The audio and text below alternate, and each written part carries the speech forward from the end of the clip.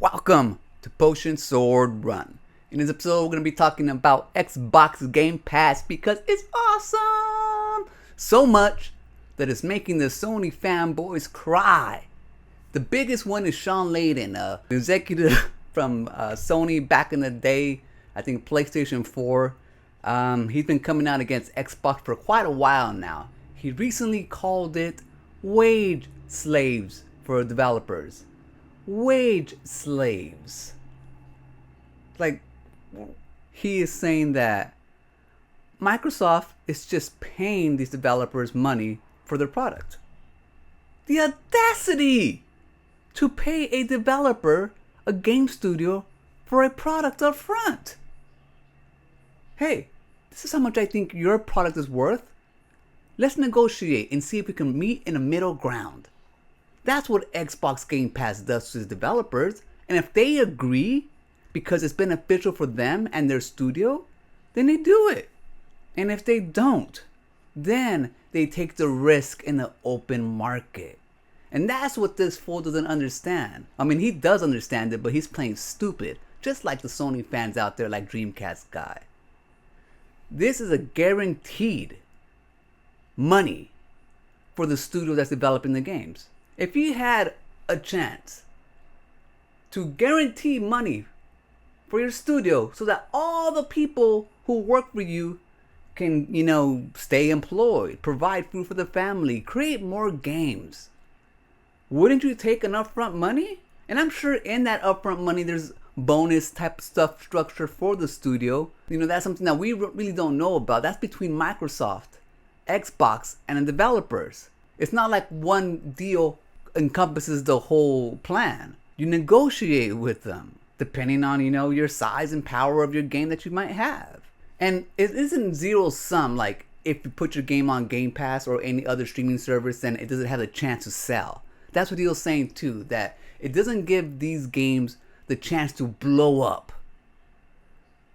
You still have a chance to blow up. Not only do you have a chance to blow up out there in the open market on Xbox, on PlayStation, on Switch, wherever you want to put your game, but you're also guaranteeing some profit on Game Pass. Not everybody uses Game Pass, and not everybody who uses Game Pass was going to buy your game to begin with. You just get those extra exposure with Game Pass. But to call it a wage slaves, it's like you are creating a game and selling it to a company. That's what our economy is based upon. Yes, it'll be wonderful to get bonuses, a top of bonuses if your game sells, And maybe the Game Pass does take some of that away, but it gives you back the money in return for putting the game on its service. So it evens out some way. And yeah, you just might get lucky and blow up. But what are the odds in that? Especially right now with all the games that are being sold, all the games that aren't even, be able to survive in the market, like Concord. Now imagine if Concord was on PSN, whatever their service is, day one. Didn't cost you $40. It was just on there because, to bring value to the service. Not only would it probably, keep PSN players paying because they get their first party exclusives like they do on Xbox, but it'll give that game a chance to actually make some money back. Maybe it wasn't going to be the big ass hit that it needed to be, but as long as they can recover some of the money, then, put it on Game Pass. But no, they wanted all the money. And that's the thing that Shawn Layden is, that's what he's thinking. He's not thinking about just making sure that there's an outlet out there for studios to make money. A different outlet where it's been difficult for them to do it traditionally. I mean, there's options for studios. And options are great. Instead of having to just stick to one, hopefully it sells. Let's hope it sells. Let's hope it sells. And then if it doesn't sell, then what?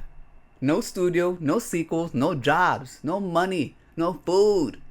Now, he's also saying that Microsoft and Xbox is probably lying about it being profitable because any corporation can configure the numbers and make up, whatever they want to make up. Like pretty much taking costs out of the Xbox bucks, therefore making it look profitable.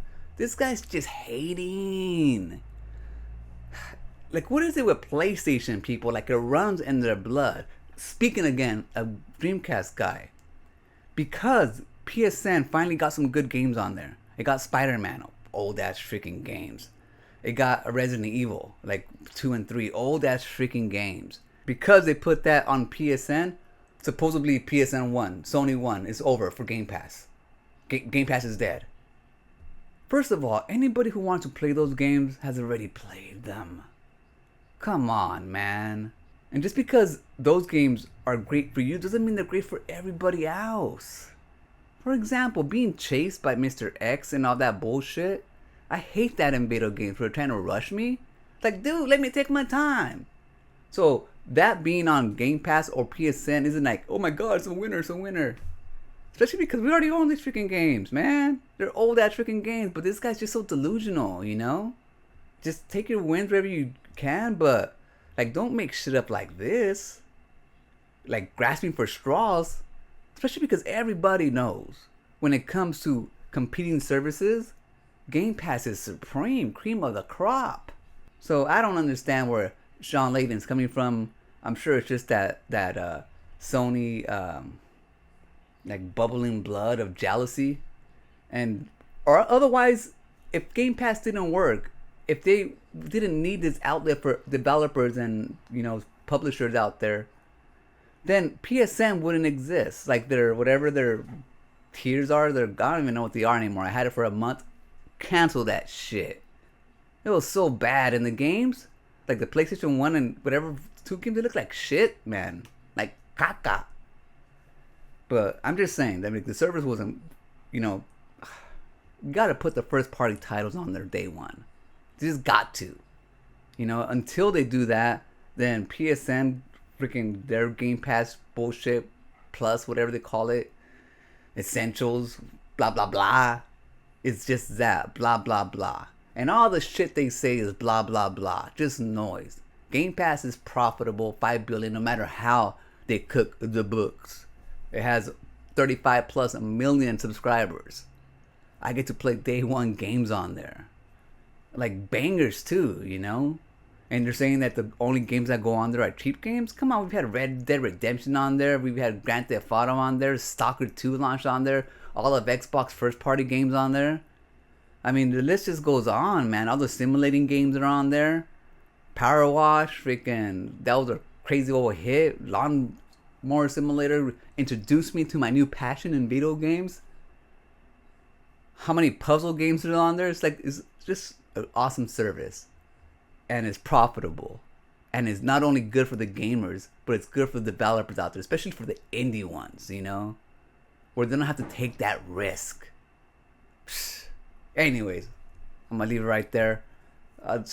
Stay away from these freaking fanboys, man. Seriously.